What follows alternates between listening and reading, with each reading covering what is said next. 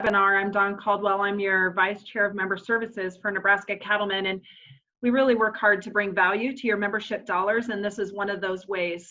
We've been working really hard to communicate with all of you, whether it's through the Insider, podcasts, or webinars such as this one, and we've had a lot going on. We want to make sure you're all up to date with whether it's the markets or policy things happening. We just had NCBA summer business meeting, and we have a lot of news to bring back to you from there. So as we go through this tonight, I assume you're going to have questions and comments. Use the Q&A. If you touch your cursor, you can see across the bottom of your screen the Q&A, the chat, the share screen, those things. Tap on the Q&A and let us know that you have a question, or type in your question, and we'll get to that as soon as possible. With that, let's get started. Mr. Jeff Stolle is going to kick us off with a markets update. Jeff, it's all yours. Thank you, Dawn. Benita, can everyone hear okay? We can hear you, Jeff. Very good. Very good. We'll get moving here. I want to thank you folks for joining us this evening. Would like to take just a quick kind of overview look at where our markets stand at this point in time. You know, going on 150 days-ish from when the term I've used, the COVID meltdown started to affect our marketplace.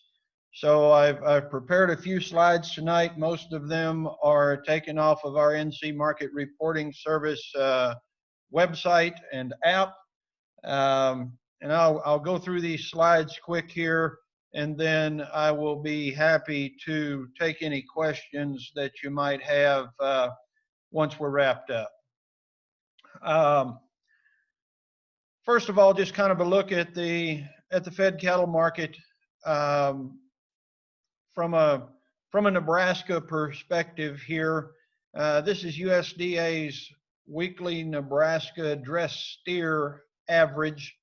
In all of these slides, obviously the heavy black line is this year, 2020. The red is 2019. The green in this case is 2018, and that blue line is a 3-year average, 17 through 19 at this point in time. So as you can see, we in a time where we generally tend to make the seasonal spring highs in this fed market, COVID kind of showed up in the middle of the month of March. Put us under tremendous pressure, obviously, as we ran into the labor shortage issues in the packing industry, and resulted in a fed cattle market essentially making lows when seasonally we would expect to be seeing some of the highest prices of the year. As of last week, and we haven't seen much for trade this week yet, our Nebraska market last week, primarily a 160 dressed and 100 live kind of market on moderate volume, I would call it. We are seeing at this point in time, as I mentioned, about 150 days out from when we saw placements start to get really restricted, we are seeing that gap, if you will, here, and seeing our NC MRS Nebraska show list model actually running considerably lower than what we tend to see this time of year. Next slide here is USDA's Choice Box Beef Index.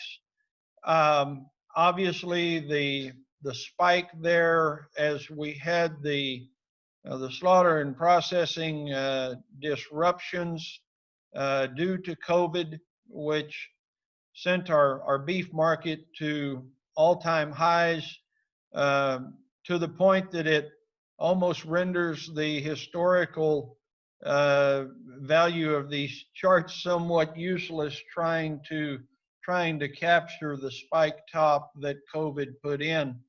But those markets at this point, as we have seen production schedules normalize, we have seen these markets normalize as well insofar as price level is concerned. And this choice box beef index, as of today, trading a little over 204. You can see fairly near levels that tended to provide some pretty long-term support back here as we went through the early part of this year, and also back through the last couple 3 years here.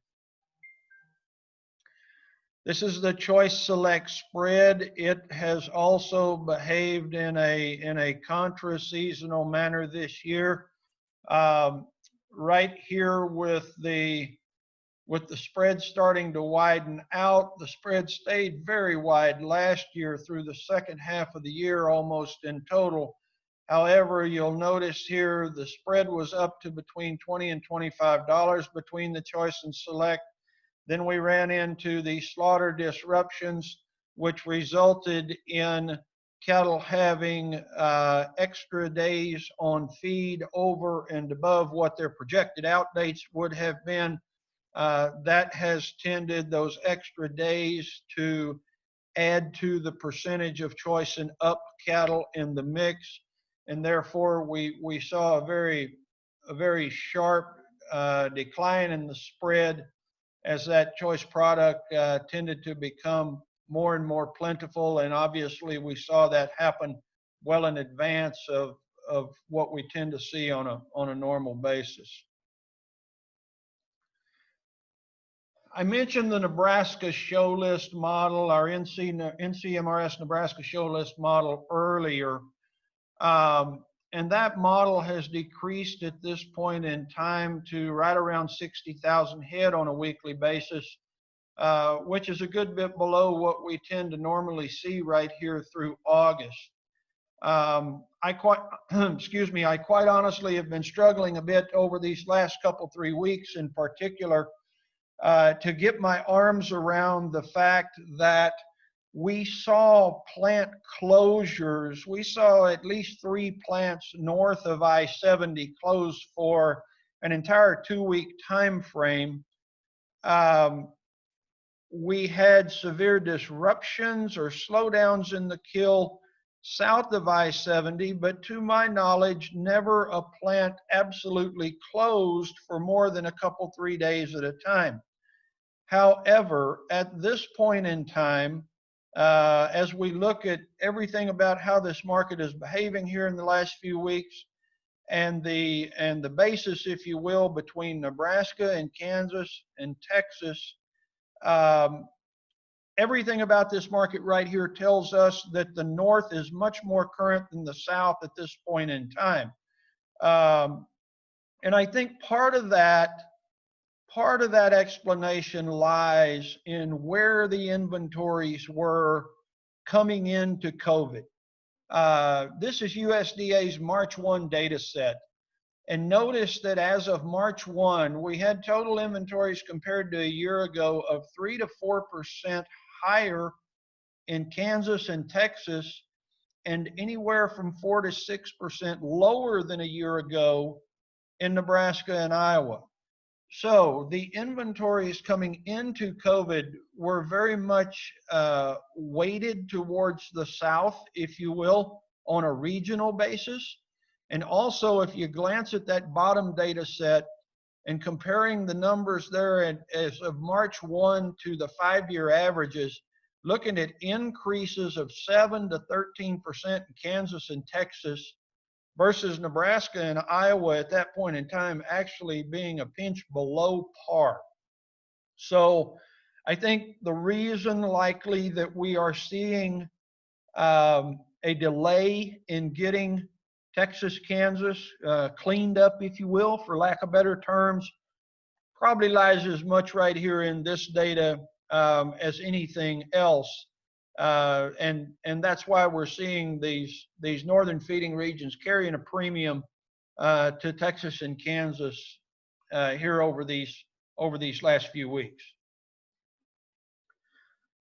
Another effect of the increased days on feed is the fact that we never saw this year the amount of seasonal decline in these carcass weights that we tend to see on a regular basis as we work into essentially the calf-fed part of the mix. The cattle that were placed lighter, so therefore tend to finish lighter. Those calf feds coming into the mix is generally what tends to put in this bottom in weights right here, kind of between the 18th and the 24th week of the year most years. However, as you will notice, this is the USDA steer carcass weight. This weight essentially hasn't hardly moved since the first of the year.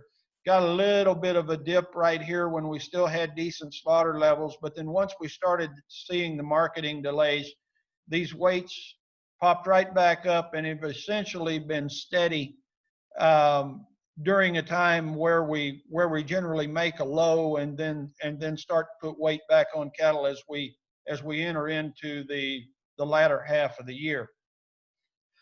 There's a heifer carcass weight. Obviously, this chart looks much the same as the steer. It has not moved much since the first of the year.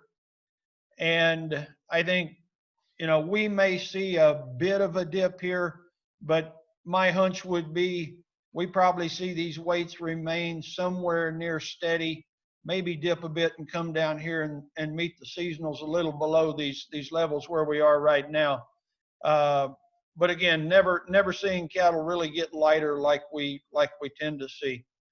So as these weights have remained at elevated levels, and we have started to see production pick back up, we've essentially seen these slaughter levels recover to very near year ago levels at this point. We're starting to put a lot of protein on the market here again. This is USDA's weekly cattle slaughter data. Obviously, this is the big disruptions in the kill. We cut this kill back by 40% or so there at one point before we started to recover and get some of these plants back online. At this point in time, obviously, we are very near year-ago levels. We are operating, as the previous two slides indicated, with increased weights versus year ago. So putting those two things together, we are now dealing with beef production on a weekly basis that is very close to where we would have been. I apologize, folks. My phone started ringing. It kind of distracted me there. I should have it quiet now. We're looking at production levels here that are running above year-ago levels, and I would think that is likely to continue at least for the short term here. And the increased production at this point is including an increase in cows moving to town. As you can see, this beef cow slaughter compared to that red line from a year ago over these past 4 or 5 weeks here, a pretty significant increase in cows starting to move to town. Now, some of that may well be kind of a catch up from obviously the cow slaughter being affected to some extent by the slowdowns due to COVID. That said, the cow slaughter tended not to be impacted in quite as much of an acute nature as what we saw with the steer and heifer kill.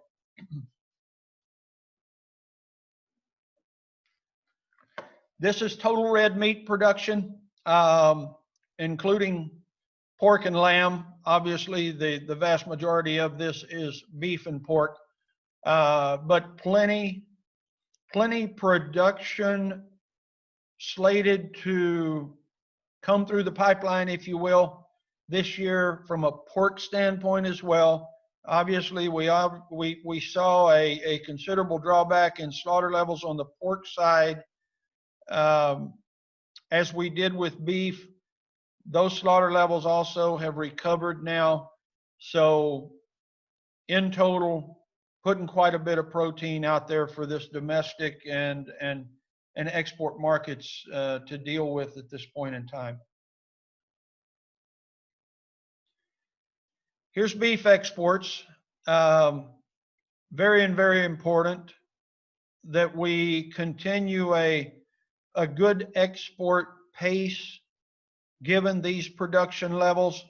Obviously, you can see right here, logistics got in the way of shipping beef, if you will. Now this is shipments. We don't chart sales, we chart shipments in our little basic chart package here, because we consider export to mean it got on a boat and went somewhere, as opposed to it was sold. Every now and then you'll see sales get canceled or scratched. Probably happens more so in the grains than it does in livestock, but this is shipments, and we have seen these shipments recover recently to levels actually some in excess of a year ago. And speaking of the sales data for about 6 weeks or better now has looked quite good. The shipments obviously lagged the sales to some extent, so we are expecting to see this shipment data continue to look fairly strong as we move forward here, at least in the short term. Take a little bit of look at the market now from a feeder cattle perspective. I had a gentleman through my office this morning, and I found his comment to be interesting, and he works for an allied industry, and he said, you know, I'm doing a meeting with some of my sales reps here today, and some of them seem to have the impression that feeder cattle prices are really off considerably versus a year ago, and I don't seem to remember it quite that way. Can you pull a chart? And I told him, sure, I will, and I think you're right. This is we call it our Nebraska Composite 8-weight steer. This is really nothing more than taking USDA's reports for, I think it's the 14 barns that they report in Nebraska each week, and blending the light 8-weight category and the heavy 8s, doing a weighted average, and then charting that data point here. But as you can tell, as of this would have been last week's wrap up, really not a whole lot of difference in the price of that 8-weight steer in these Nebraska markets at this point in time versus a year ago. I think a decent bit of that has got to do with the fact that it appears we're going to have relatively plentiful feed going forward. Both the old crop September and the new crop Dece corn, I believe we're both into fresh life of contract lows this week, or during today's session, I apologize. So I think the look that we'll probably have some relatively affordable cost of gains is one of the factors at play in supporting these feeder cattle values, especially these yearling cattle, very near year ago levels at this point in time. This is the 5-weight steer. Obviously, a 5-weight steer at this particular time of the year is not a market that is really a very thick test, if you will, in the state of Nebraska. Don't tend to be a whole lot of them around. But again, not a lot of difference in this recent data on the 5-weight kind of steer cattle through these Nebraska barns. Not a lot of difference versus a year ago as we look at it right now. If anyone has questions later that you don't get asked via the chat function here tonight, this is my contact number. Now I will tell you, I'm actually doing this webinar from a hotel in Omaha, Nebraska. My wife and I have a 6 a.m. flight out tomorrow morning, and I am out of the office for the balance of the week here. But if anyone has questions for me or wants to get in touch, or perhaps has an interest in our NC Market Reporting Service information package, be happy to visit with you once I get back in the office next week. Either of those phone numbers will work, or that email address there at the bottom. So Dawn, Benita, I suppose that kind of covers what I had prepared here tonight. And I'll do my best with any questions that folks have at this point in time. If you have any questions, you can type them in that Q&A. If not, we will move on to Ashley.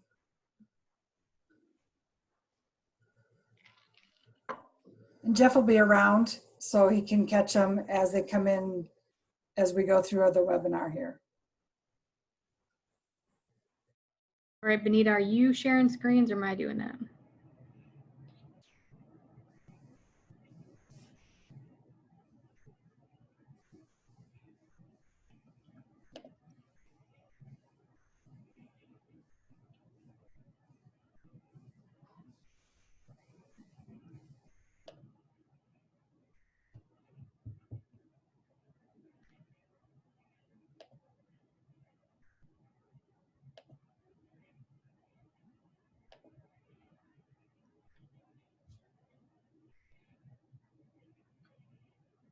Perfect, thank you. Well, we're going to shift gears a little bit, and thank you, Jeff, for that market update. We're going to shift gears a little bit and talk about some of the things that happened last week at the NCBA Summer Business Meeting in Denver. So between myself and Allison from the Minnesota State Cattlemen's Association, we're going to give an update on what happened in these committees. But before we get started, I kind of wanted to make sure I gave some props or said thank you to the many, many volunteer leaders. A lot of them are on this webinar right now for all of the hard work, the many hours spent on the phone and on Zoom meetings. In the 7 years that I've worked for Cattlemen's Associations, this has probably been the most expansive and collaborative effort in regards to moving policy forward, specifically here with the Live Cattle Marketing Committee. And so I went through and I pulled kind of the top 3 pieces of policy that were discussed and passed forward through 3 different committees, and I'll start with the Live Cattle Marketing Committee. So for the very first one is the fed cattle price discovery piece. And Benita, you might need to move it forward because it's not working for me. Aha, there we go. And when we talk about these 3 pieces of policy, for those of you who pay attention to social media or agriculture media, you may have heard mixed reviews on whether the 3 of them were a win, a loss, or maybe a draw in regards to how this policy all shook out. And to be honest, it kind of depends where you came from or which organization you represented, if it fell into one of those categories for you. So when we talk about the fed cattle price discovery piece, I think there's one really important thing to bring to light and talk about first is that every single cattlemen's organization across the country in the weeks leading up to this committee meeting all agreed upon one thing in principle, that there was a need within the industry to increase price discovery to robust levels. And so a lot of the discussions that we had leading into this all kind of circled around that premise. Where we disagreed upon, though, was the avenue to get to those robust levels of price discovery. And so there were 2 initial amendments to this fed cattle price discovery piece. So this was existing policy within NCBA. And one of those pieces called for voluntary approach to increasing price discovery to robust levels. And the second one suggested that maybe there needed to be some legislative or regulatory influence in order for us to reach those levels. So for those of you who are unfamiliar with the NCBA process, this is really where your membership kind of comes to light, because when you think about NCBA and the number of votes that each state has, it's based on the number of members that they have. And so in order for you to be a bigger influence of policy, obviously you need to have more members. And so this was a prime example of states all working together in order to get enough votes to move forward with specific policy. And so when you look at win, lose, or draw with this specific piece of policy, I think nearly every state involved, regardless of which piece of policy you brought forward, can look at it as a win because of the compromise that came out of this committee. And so this committee was scheduled for about 2 hours and ended up being about 6 hours of pretty intense debate over those 6 hours. But what came out of it was the fact that, you know, the lion's share of the industry wants to look at and focus on a voluntary approach to increasing price discovery to robust levels. But there's also a fair amount of the industry that feels like the voluntary approach is something that's not been working for many years for our industry. And so looking at, first off, embracing and trying the voluntary approach. But if that doesn't happen, if it doesn't work, if we're not able to reach robust price discovery levels within specific regions, then it's going to trigger NCBA to pursue a legislative or regulatory solution as determined by the membership of NCBA to assist in reaching those robust price discovery levels. So again, when you look at win, lose, or draw, I consider this a win, not just from Nebraska Cattlemen perspective, but from a lot of state associations perspective, because everybody did come to the table and everybody did come up with this compromise. You can go to the next one, Benita. The next piece of policy was a livestock mandatory reporting policy. And what this did is it also amended existing NCBA policy. And what it would do is somewhat be the stick or the enforcement mechanism to incentivize packers to participate in negotiated markets, whether that be spot cash market or bid the grid or negotiated grid basis. And so it amended existing policy to withhold weekly LMR reports if any one region does not reach regionally sufficient or regionally specific negotiated trade levels. It also called for daily average carcass weight reports, and it also called for the elimination of confidentiality requirements. So those are all amendments to existing LMR policy. And when you look at this piece of policy, if it's a win, lose, or draw, I consider this one, I guess, to be a draw, simply because when you look at that first bullet point, the intent from our perspective was we wanted to withhold weekly LMR price reports for everybody, but it was amended in the committee to only withhold those reports from regions that did not reach that robust level. So for us, there were wins within this, but for us, this big stick or enforcement mechanism did get amended, so it wasn't quite as, I guess, robust as what we wanted it to do. Something I did forget to mention is that this piece of policy and the previous one from the Nebraska Cattlemen perspective was led by a coalition of 19 states. And so it was really fun to be able to work with a lot of our neighbors and folks across the country who don't maybe always participate in live cattle marketing conversations. To watch them lean in and actually speak up in some of these committees was pretty cool.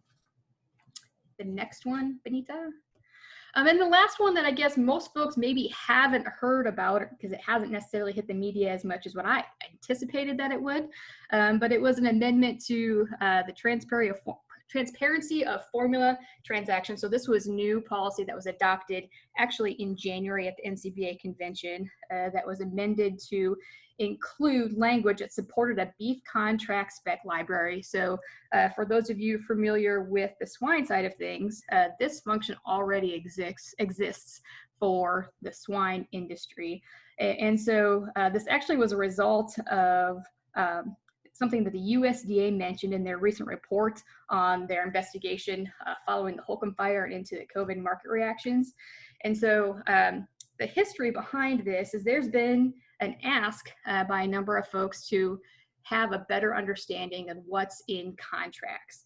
And there's never really been an agreed upon avenue on how to share that information.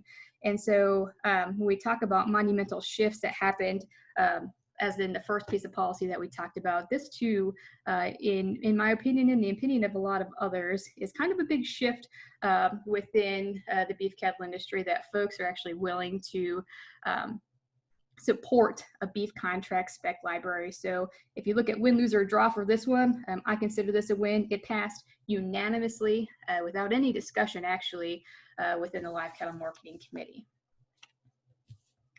Next. So shifting gears to another policy, the Ag and Food Policy Committee, I picked 3 pieces of policy that were the most talked about within that committee. So the first one is rural broadband, and this was actually something that was brought forth by the Nebraska Cattlemen, along with Wyoming and Montana. And basically what this will do is it directs NCBA to support funding for rural broadband infrastructure and programs, but specifically prioritizing underserved areas. And this is something that really came to light with the whole COVID situation that we're living through right now, with folks having to school from home, work from home, and it really identified the fact that, we knew that there are rural parts of, our state here in Nebraska, but also across the country where broadband was definitely lacking for those folks. The next piece of policy was support programs to mitigate price risk for cow-calf producers. And what this policy does is it directs NCBA to support the development of government-supported risk management tools or the revision of existing tools specifically for cow-calf producers and help them mitigate their risk within that industry. So this could include a brand new program, or it could be modifications to an existing program, something like LRP, but really focusing on better serving the cow-calf sector of our industry. And finally,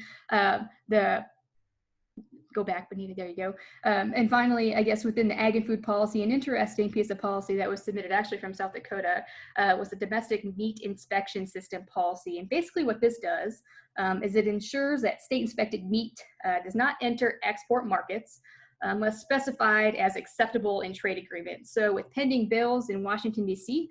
That will allow for interstate shipment of meat via e-commerce, policy like this really solidifies NCBA's position regarding concerns for these products being shipped overseas, potentially falling outside of the scope of trade agreements and potentially even jeopardizing those trade agreements. And the next one, so cattle health and well-being. So there was actually only two pieces of policy brought forth before the Cattle Health and Well-being Committee.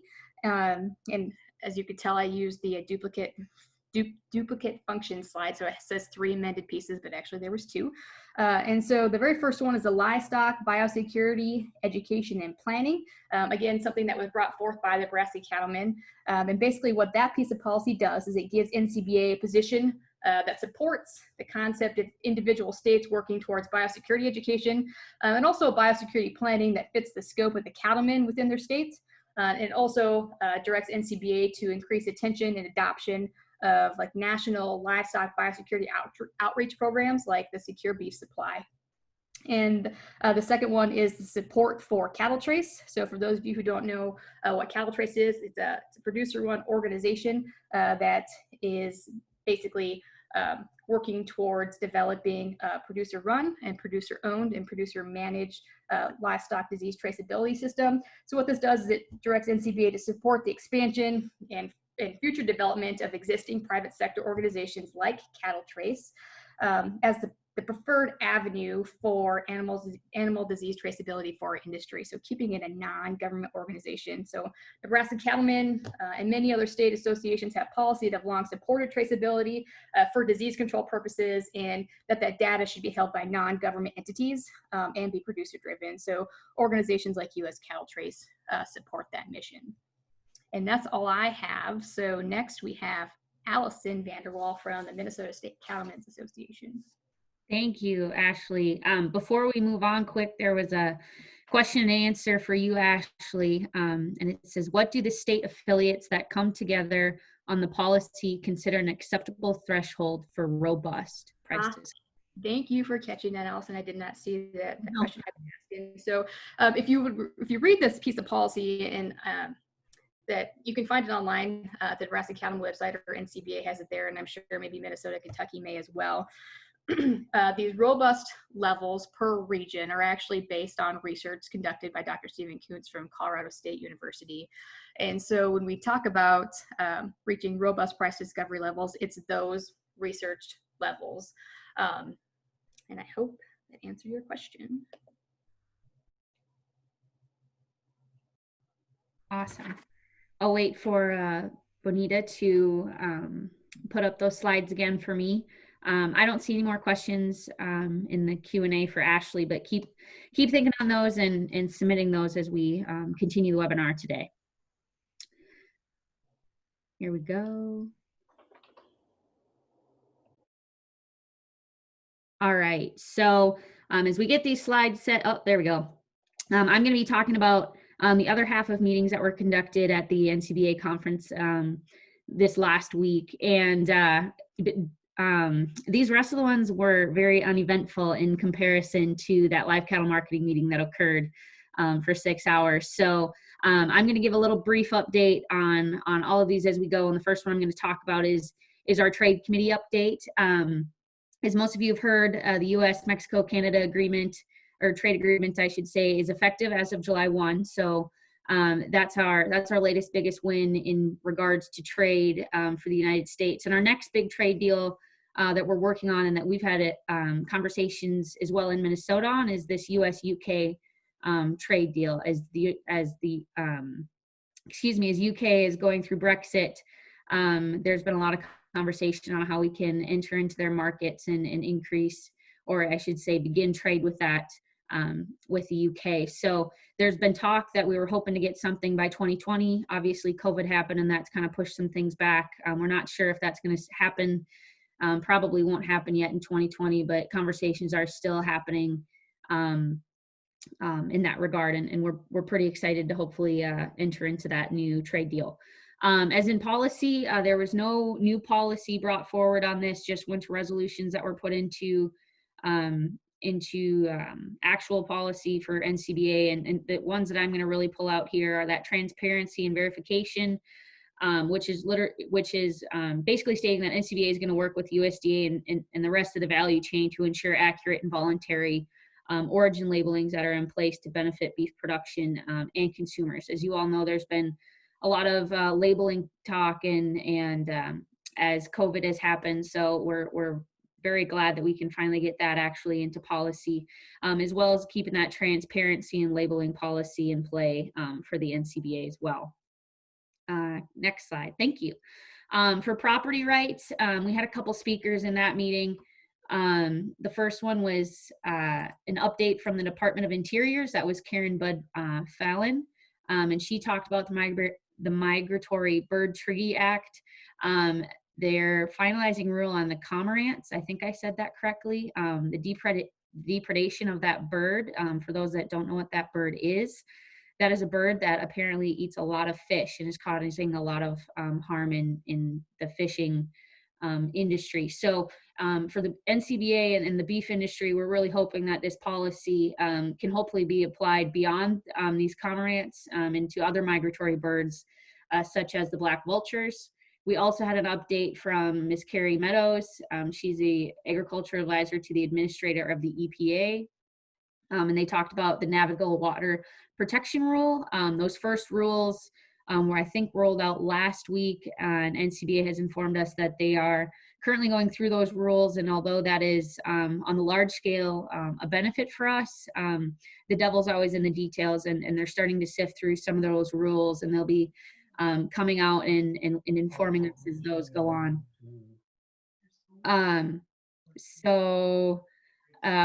Nope, go ahead. Winter interim policy for federal lands. So as we look at federal lands committee, the big thing that was talked about this year is that Great American Outdoors Act. Actually, President Trump signed that today.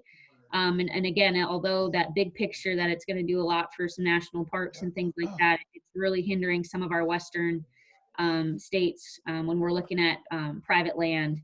That act actually is providing $9.5 billion over the next 5 years to fund deferred maintenance at those federal agencies.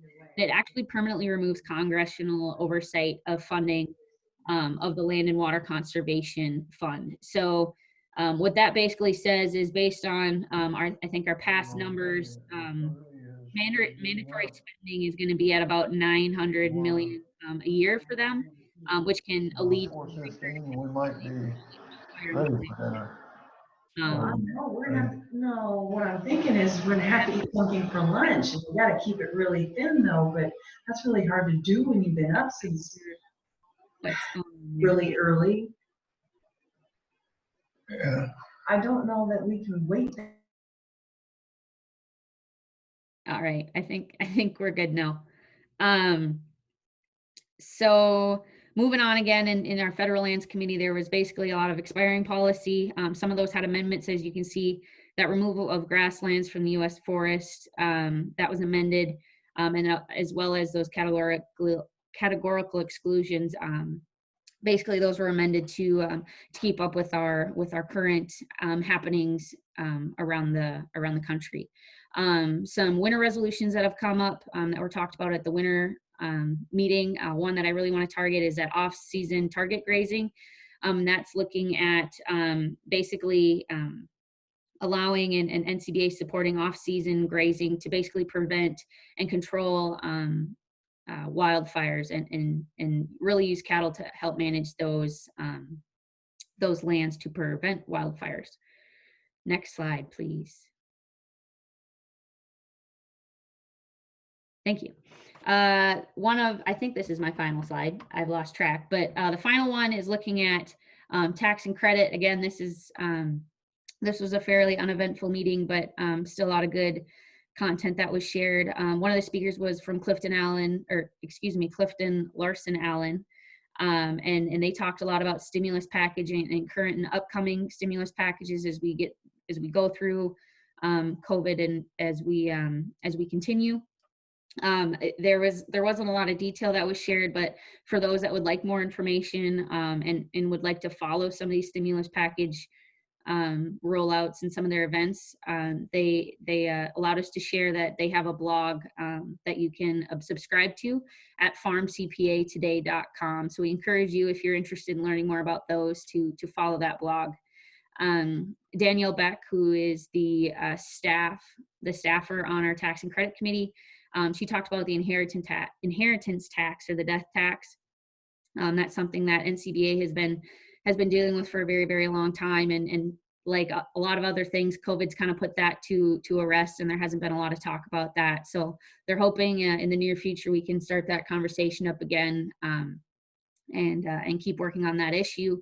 The winter resolution that was included in at this meeting and that is now policy at NCBA is that stepped up basis policy. And that's basically saying that NCBA supports preservation of stepped up basis for assets in any future tax relief legislation. So that's really looking at making sure that we're keeping the farming generations going as we pass off some of our assets down to further generations. So with that, I believe that is my last slide. I apologize, it was very, very fast, but I will take any questions at this time, or feel free to reach out to any of us if you have any more. Otherwise, I think I'm turning it over to Jesse and Nikki on DC updates. All right, Allison.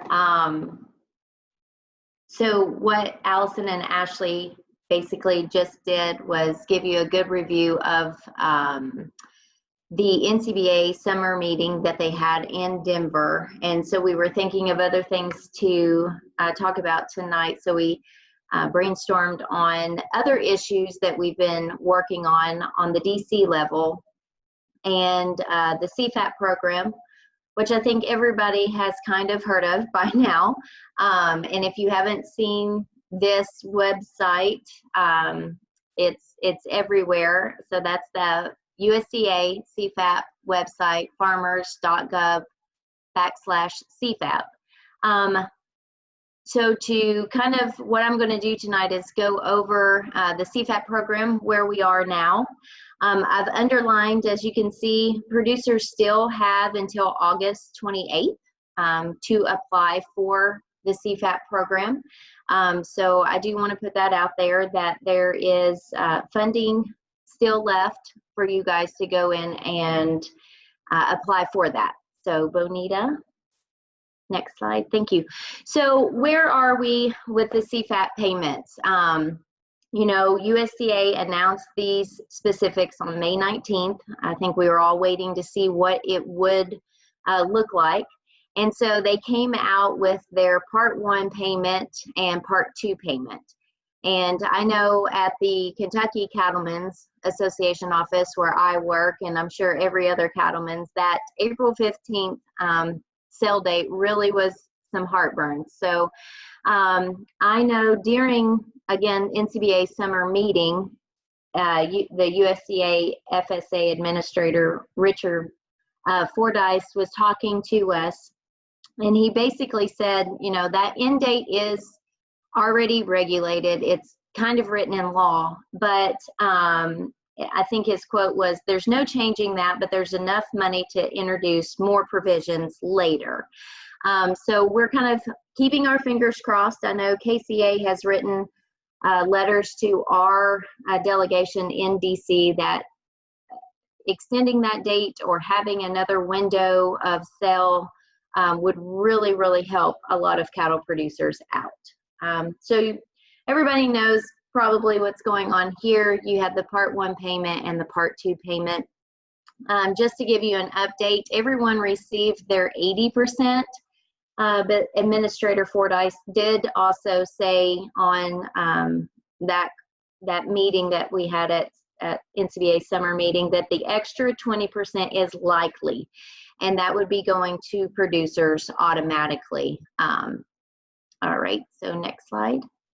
So again, where are we at now? As you can see here, this graph from AFB shows that we really hit that peak the week of June 15th, and payment and application entries have trickled down since then.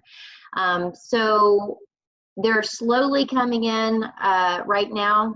They are at $6.8 billion paid out, and that's over everything, as you can see there: livestock, dairy, non-specialty crops, and specialty crops. So that's about 43% of the entire funding. Yeah, so since signups began, again, May 26th, and so this is as of August 3rd, we've got about nearly $7 billion in the CFAP assistance. As you can see there, that Midwest, Southwest is where a lot of those payments have been going. So in the 10 weeks that we've been issuing out payments, livestock producers have received about 2.9 billion. So that's about 50% of the total payment. So that's what you're seeing there. The average for the producer is 13.6 thousand in that direct payment back. All right, so when we break it down by state, this slide, what I've shown here is the top 10 livestock payments, but then I included the 11th because it's Kentucky. So I wanted to make sure that we all on this call got on the graph. And then you can see the heat map there to the bottom right. But definitely Iowa takes the lead in the nation with their livestock payments. They're at 344 million. That's followed by Nebraska at 298 million, and then Texas at 288 million. So that being our top three there for payments going back on the livestock sector.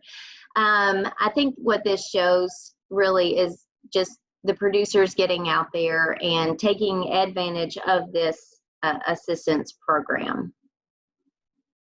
What I did here was I was just curious. I know we received a lot of calls in of the split out of the under the livestock eligibility. So I was just curious payment amount when you look at those different sectors. And it looks to be a pretty good even split among all of them except for that mature cattle area. But I kind of just looked at some of that 2.9 billion that's been paid out over the livestock just to kind of see how it broke out into the different sectors. So again, Jessica here is going to talk about the proposed next wave of funding. Again, it is in that proposal still. But you know, you've got with the CARES Act and then the CCC replenishment, that's where that 16 billion went. And so kind of what is in the future for this next round. And if anybody has questions, you can ask or you can send them to Bonita, but I think I'll send it over to Jessica.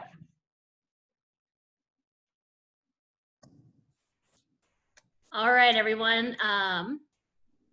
Let me request the remote control and then I will get started. All right. So welcome everybody tonight. Again, my name is Jessie Herman. I'm the Vice President of Legal and Government Affairs at Nebraska Cattlemen. And I'm going to talk to you all tonight about the 2 bills in Congress right now that deal with the 4th round of COVID funding and kind of what's in them for agriculture, what are the key differences, and then sort of what's the state of play with the current negotiations.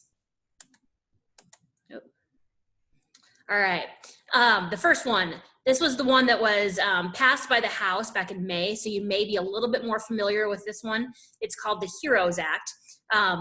It basically provides $16.5 billion in direct support. I did put prescriptive in here because as you can see, the House took an approach a little bit different than the Senate. They actually put in very direct orders on what they wanted this money to go to, even going so far as to specifying what that methodology would be for payments. So all in all, it's as much as a $33 billion indirect that's $33 billion indirectly, 16.5 billion direct package. So quite a large chunk.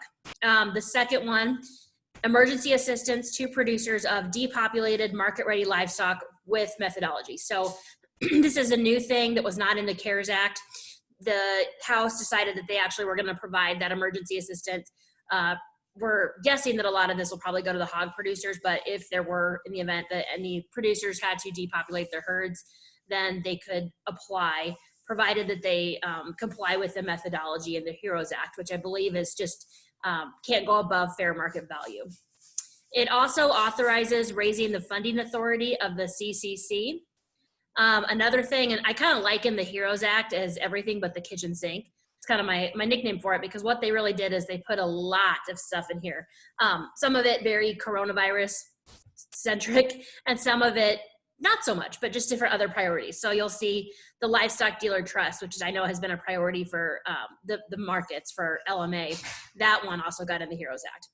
They also funded the Farm Bill Animal Disease Prevention and Management Fund at $30 million to last through the pandemic. They put in there a 45-cent a gallon aid for ethanol plants. They expanded certain conservation set-aside programs. And then they wanted to work on the functionality of the Paycheck Protection Program. That obviously has been a really popular program. It's been very popular here in Nebraska with both traditional business and agriculture alike. But there were some components of it that didn't work exactly as it should maybe for agriculture. And that's not to be, I mean, that's pretty expected. It's a small business administration program. I know at the very onset of this, there was a lot of concern about whether agriculture was even going to qualify, and thankfully we did. But there were a lot of different things that didn't work so much for us. So one of the big things, and I put this in here, is that they eliminated the rule that 60% of the loan proceeds must be used on making payroll. So you can actually, if you're approved for like a second or third round of funding, you could actually use that on operating expenses and kind of other expenditures. And then finally, the House version, this is what I would say, other than how much money is going towards ag, I would say this is the biggest difference between the Senate. And as you'll see in a little bit, this is a huge sticking point for the overall package. The House version does provide additional funding for food and nutrition programs. So that's SNAP. Okay, and then we go over to the US Senate, the HEALS Act. This was recently introduced. I apologize, I have the wrong bullet point up front here. So scratch that on the $16.5 billion, that is my mistake. What they did do is they gave $20 billion in direct aid to livestock producers, but what they did, instead of doing it as a very prescriptive approach like the House did, they gave very, very wide discretion to USDA. Basically said, we're just gonna give you a large pot of money, $20 billion, and we're gonna let you do with it as you will. So, yeah, again, I think something must have gotten messed up in here because this, let's see. Yeah, Benita, I'm not sure if if I can go back. I think somehow one of the slides here is wrong. Okay, I'll just try to go through my notes as I know them, because I apologize, this slide here that got in is wrong. So the biggest difference, oh, maybe she's gonna fix it. One moment, everyone.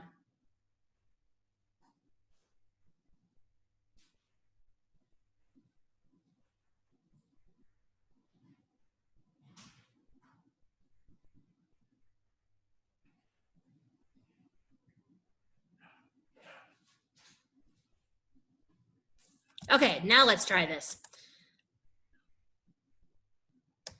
All right, well, here we go, perfect. Okay, the US Senate, the HEALS Act. So this is what has been in the HEALS Act. So now we've got this right. The $20 billion in discretionary spending to USDA to support agricultural producers, growers, and processors. So like I said, the Senate took the approach that they're very much going to defer to the administration. And this is, I mean, if you think about it, this is pretty obvious kind of why the two chambers took different approaches. The House is controlled by the Democratic Party. They're way more hesitant to give the authority directly to the administration. They would rather have the prescriptive approach where they basically say how the money is going to be doled out. The Senate obviously is controlled by Republicans, so they were very much more deferential, I guess, to the administration and to USDA to kind of write the program. So the HEALS Act, $20 billion in that discretionary spending. Then they also expand relief eligibility to include independent and contract poultry growers and processors. So that would be in that CFAP category that these folks can now qualify. Then, and this is another item that is in this, also in the HEROES Act, emergency assistance to producers of depopulated market-ready livestock, but I did put in here without methodology. So they're not going to tell you exactly what that methodology is going to be. Rather, they would kick it over to USDA to determine. This has been a big priority of Nebraska cattlemen's, and it probably has been, I'm guessing, for Kentucky and Minnesota as well, kind of the whole industry. As the user fees for USDA's agriculture quarantine and inspection service have been down because obviously our country's been kind of grinded to a halt, and those user fees that are generated sort of on travel and whatnot. So they've been really down. That's kind of our front line of defense for disease traceability. So and keeping our herds healthy. So that $245 million infusion was very, very important, and we're glad to see that that one got in the HEALS Act. Farm Bill Animal Disease Prevention and Management Fund at $300 million during the pandemic. And then also, again, they tried to improve the functionality of the Paycheck Protection Program for agriculture. So same deal as in the HEROES Act, they eliminated that 60% rule so that you don't have to use all of it on payroll, but they also went a step further and they allowed sole proprietors to use gross receipts instead of net profits for payroll. So just, again, trying to make it a little bit more user-friendly for agriculture. And then this has been a huge point in Nebraska, and I'm guessing it probably has been in your state as well. It would allow states and localities to use the Coronavirus Relief Fund funding to cover revenue shortfalls incurred in FY20 and 21, subject to a limit of 25% of relief funds. Replenishment of rainy day funds or pension benefits expressly prohibited. So the CRF funding, so here in Nebraska, we received about $1.25 billion in CRF funds. Basically, our governor has sort of taken a hold of that and doled out some of it. He put in place a livestock grant stabilization program and some other small business recovery programs, but there's still some money left over, quite a good chunk. In Nebraska, we have a lovely property tax problem. So we're always trying to find money to sort of be able to make some structural reforms and kick out more money to producers. So there was a lot of question about, well, could we use some of that money to help some of our property tax relief bills that we're trying to pass at our state legislature? Well, we needed one of these bills to have that flexibility in there. The fear, and this is, I will say this is, I don't knock this fear because it's very valid, but I think some lawmakers were hesitant to do this because they thought, well, you know, states that have bad underfunded pension problems. Sorry, Jill, I see you're on here, but I'm going to call out Illinois. That way they were kind of the poster child of the bad pension problem. And, you know, Congress was a little bit leery of giving the CRF funding flexibility because they didn't want it spent on things like that. So they did put some express prohibitions in there. And then finally, the other biggest difference with the HEROES Act, obviously not surprising, that the Senate took a different approach on this, is they did not put in that SNAP funding. So as you can see, this has been a huge sticking point in the negotiations. Okay, so here on the right, you've got the White House Chief of Staff, Mark Meadows, you've got Speaker Nancy Pelosi, and then you've got the Treasury Secretary, Steve Mnuchin. These are three of the key negotiators in the COVID round 4 relief package, basically trying to reconcile the HEROES Act and the HEALS Act. So the U.S. House has already adjourned for their August recess, and the Senate adjourns on Friday.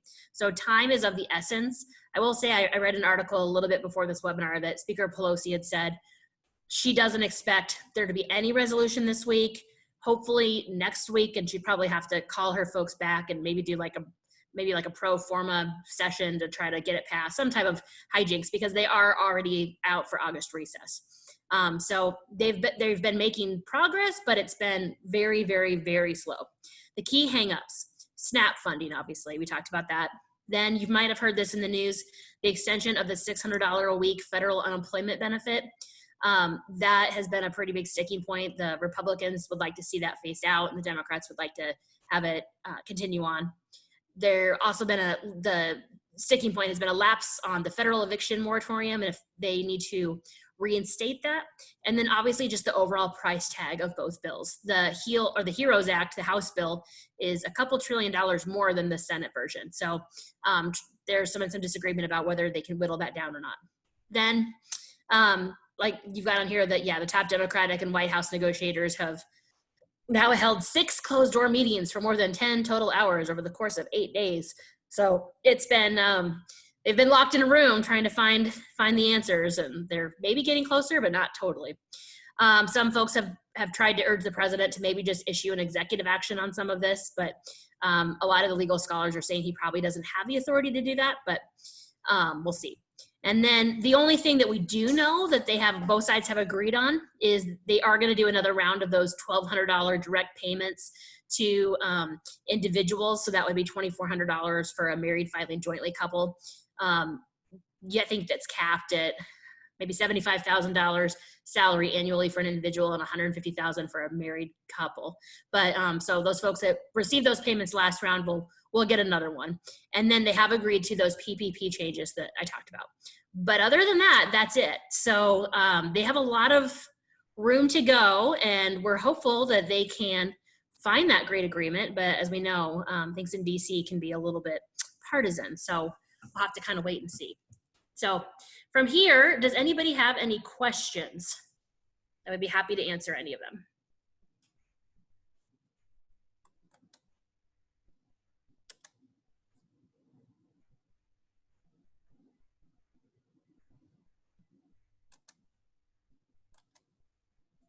Okay, well, I don't see anything. So I think, am I kicking it over to Allison? Is that right?